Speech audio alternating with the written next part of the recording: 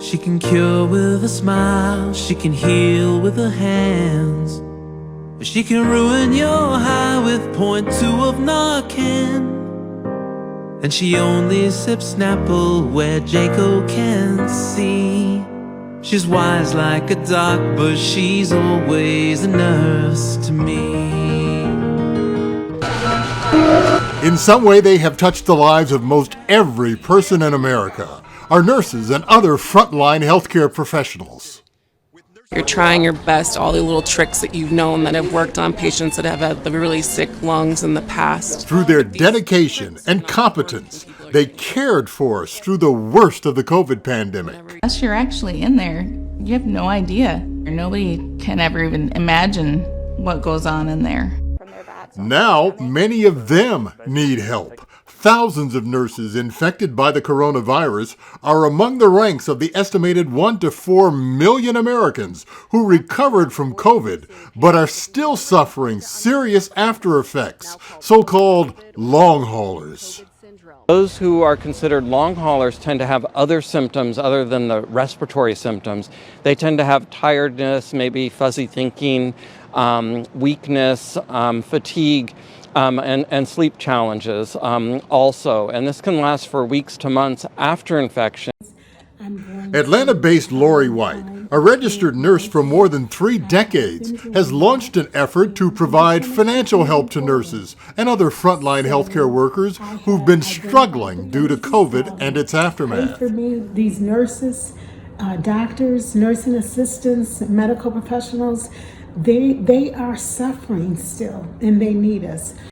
Nurse White hopes to raise enough money to give healthcare workers in need checks ranging from $2,500 to $5,000 to help them with mortgage or rent payments, child care, any bills they might need help paying. Fortunately, got COVID-19. It's not against the corporations or anyone. I'm not knocking anyone, but some of the hospitals and their facilities did not pay them for being off. They didn't get hazard pay. It is a proud and noble profession, this nursing, one which has been highlighted in scores of books, movies, and on television. From Julia, the first network TV show starring a black woman.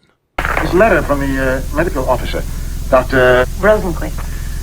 Well, it's, I must say, an excellent recommendation. One of the most glowing I've read. Frankly, you're not exactly what I expected. Did you expect me to be older or younger? Of course, but To Major Margaret Hot Lips Houlihan on MASH. To more recent portrayals like Nurse Penelope Alvarez on One Day at a Time and Jackie Payton on Nurse Jackie. Jackie, I'm really sorry about the whole Eddie thing. This is Mr. Batali, 31-year-old male. Mr. Batali? Mr. Batali?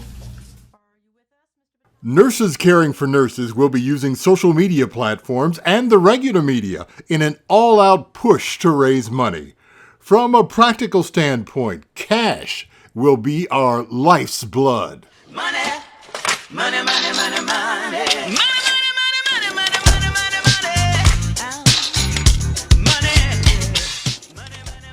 Already, we have a designated website, nursescaringfornurses.org, and we're a government-registered 501c3 nonprofit agency, so any and all gifts are fully tax-deductible. Plus, we have our own Facebook page, where you can find us at Nurses Caring for Nurses.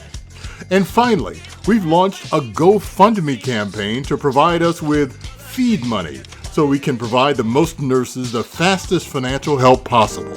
She can cure with a smile, she can heal with her hands.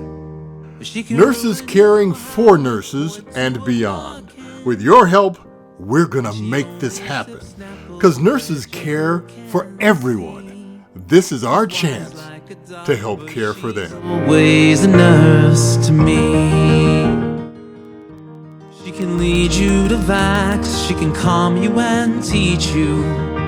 She can ask for your med list, but she'll never believe you. And she's got a side hustle, loan interest.